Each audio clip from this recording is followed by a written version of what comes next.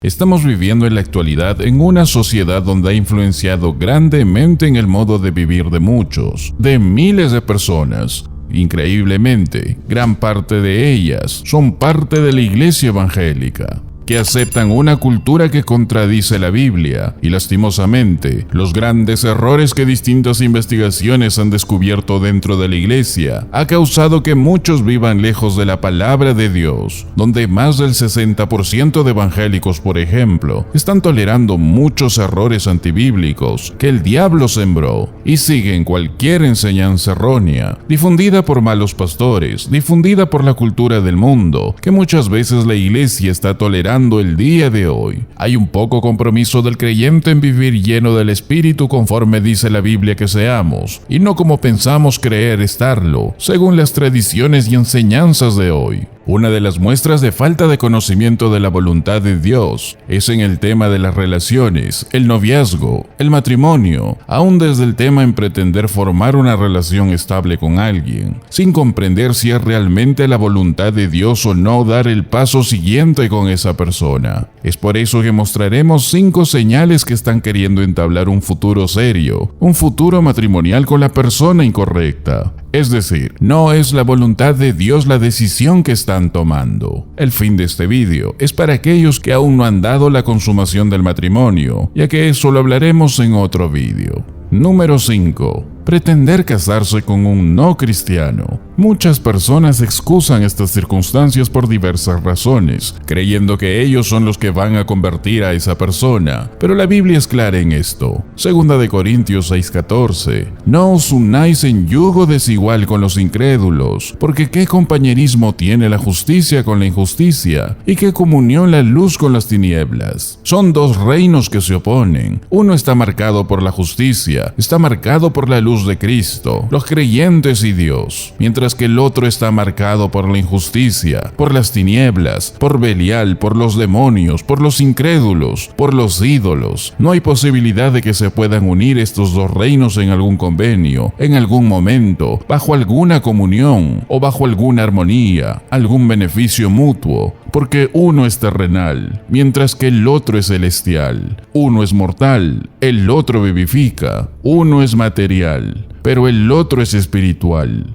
Uno está lleno de mentiras, mientras que el otro es veraz. Así que si alguien piensa de esta forma, no piensa con la mente de Dios, sino con la carne. Existen grandes posibilidades que no está viviendo bajo la guía de la luz, porque juntarse con el mundo es perder la luz que había en nosotros. No es que jalaremos a Dios en el matrimonio a alguien. Lo más probable es que los 2 terminen en el mundo o en una falsa religiosidad. No os unáis en yugo desigual con los incrédulos es una prohibición basada en Deuteronomio 22:10, en donde nos dice que no arrarás con buey y con asno juntamente. No se puede arar un surco derecho con 2 bestias diferentes, con 2 naturalezas diferentes, con 2 pasos diferentes, con 2 que han sido moldeados de forma diferente, con 2 disposiciones diferentes, que están diseñadas de 2 maneras diferentes. Número 4. No es una persona madura para enfrentar problemas. El apóstol Pablo lo advirtió sobre esto en 1 Corintios 7 en el verso 28. Mas también si te casas, no pecas, y si la doncella se casa, no peca, pero los tales tendrán aflicción de la carne. Aflicción es una palabra muy interesante. Cuando alguien se casa, siempre vendrán problemas. Estos vienen de la carne. ¿Y esto por qué? Porque los 2 son pecadores, y si no hay paciencia para enfrentar los problemas, es un peligro muy delicado. Cuando colocamos a 2 pecadores juntos, siempre habrá problemas. Y después, cuando tengamos a muchos pecadores pequeños que llegan a la casa después de un tiempo, y si no son capaces de enfrentar los problemas en amor y humildad, esto se va a agravar aún peor. Pablo señala aflicciones de la carne, que es sarx en el griego. Pablo nos dice que esta es la naturaleza más baja. Aunque el Espíritu Santo quiere unidad perfecta, la humanidad siempre crea problemas. Pablo tiene en mente los problemas que vienen de nuestra humanidad, los problemas que están siempre presentes en la vida matrimonial. Él habla de la idea de problemas. Esta es la palabra tlipsis en el griego, y esto significa literalmente presión. Viene de una palabra griega que significa presionar juntos, y era usada para eventos como apretar uvas. Él nos dice que el matrimonio es una presión, es un presionar juntos, y en ese tipo de presionar juntos, la persona que no es madura crea cosas como enojo, egoísmo, deshonestidad, soberbia, falta de consideración, satisfacerse de manera autoexcesiva y muchas otras cosas. Y eso es humanidad, y eso es parte de estar casado y de tener la capacidad de enfrentarlo y superarlo. La gente más miserable en el mundo no son los solteros, dicen los expertos. La gente más miserable en el mundo está casada, en un matrimonio que no funciona. La miseria viene básicamente en un matrimonio a un nivel mucho más elevado, por haber decidido sin ver lo que es realmente la otra persona de forma espiritual. Todos los matrimonios tienen dificultades, simplemente son problemas simples en la carne, dificultades, sacrificios, pero que una persona madura podrá superar. Número 3. Buscar solución a sus problemas de soledad. Existen personas que realmente viven en una profunda soledad, y no porque no hay nadie con quien entablar amistades, sino que se encierran en un profundo egoísmo de autocompasión, u otros problemas en la misma persona. Nadie debería buscar el matrimonio como la solución a sus problemas, porque esto será la magnificación de ellos. El matrimonio nunca cambia nada, simplemente intensifica todo lo que es una persona, y hace que alguien más tenga que vivir con los problemas de la otra persona, y de esa forma no fluye una bendición real del Señor. Si alguien va a resolver sus problemas, tiene que resolverlos de manera independiente del matrimonio. Ha habido gente, por ejemplo, que dice: tengo este problema sexual tremendo, tengo estos problemas de deseos, y está llegando al lugar de ser pecado. Oh, si tan solo pudiera casarme. Pero ¿saben lo que va a suceder cuando se casen? Pues no va a pasar nada, nada va a cambiar eso. Todavía tendrán sus lujurias, todavía tendrán esos deseos malos, aunque a pesar tenga una satisfacción íntima en el matrimonio. Si eso es un problema de pecado que no ha sido enfrentado, va a ser igual la lujuria ilícita en el matrimonio, como lo fue antes de que se casaran. Otras personas dicen: bueno, estoy tan solo, si tan solo pudiera casarme y tener a alguien a mi lado. Pero lo que no entienden es que hay suficientes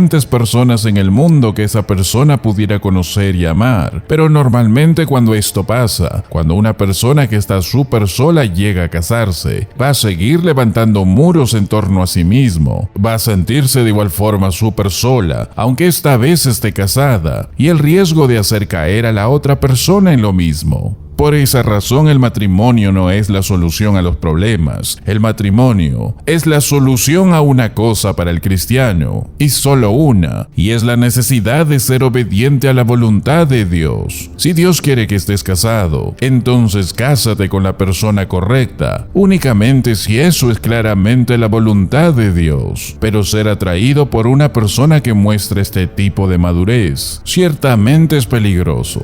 Por eso no sobreestimemos las relaciones humanas, no sobreestimemos la emoción o el placer por encima de su valor verdadero, porque la tristeza puede ser una distracción de la realidad espiritual. Existen algunas personas que están tan tristes que ni siquiera pueden disfrutar de una vida cristiana. Nadie debe buscar el matrimonio fuera del gobierno de Dios. Nunca debemos usarlo de tal forma que se convierta en una preocupación, sino para poder concentrarnos en lo eterno.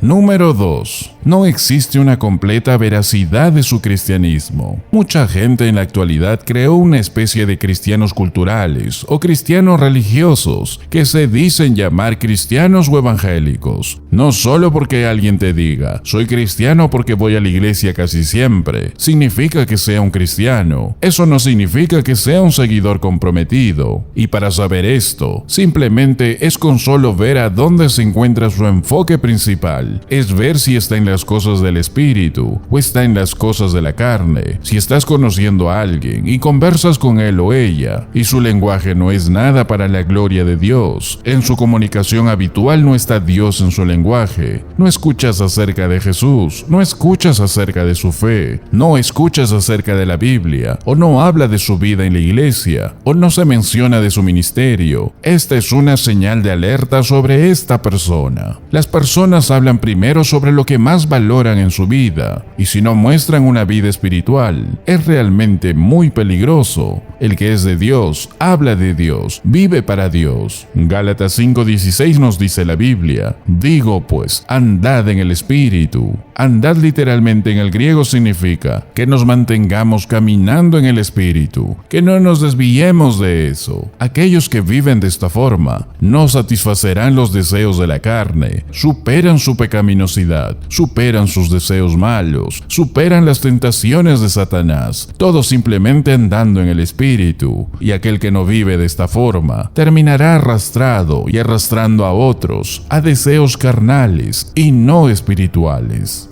Número 1. Solo busca contacto físico. Una persona que solo vive para tratar de estar a solas con la otra persona, para tener mayor contacto carnal, o solo busca algún contacto físico, es una clara evidencia de que esa persona no anda en el espíritu, sino en la carne. La inmadurez y los fuertes deseos nunca van a generar buenos resultados. Primera de Tesalonicenses 4 nos dice la Biblia: esta es la voluntad de Dios, vuestra santificación, que os abstengáis del pecado sexual. Mantente alejado del pecado sexual. Es decir, una persona madura mantiene su cuerpo bajo control. Cualquier cosa que haga para la santificación y el honor es algo positivo para esa persona, pero cualquier cosa que esa persona hace para enfocarse solo en lo físico es una clara muestra de que no camina conforme a la voluntad del Señor. La Biblia dice santifíquense, agiasmos en el griego, es decir, separado, completamente separado de lo carnal. Es una abstinencia real de la inmoralidad.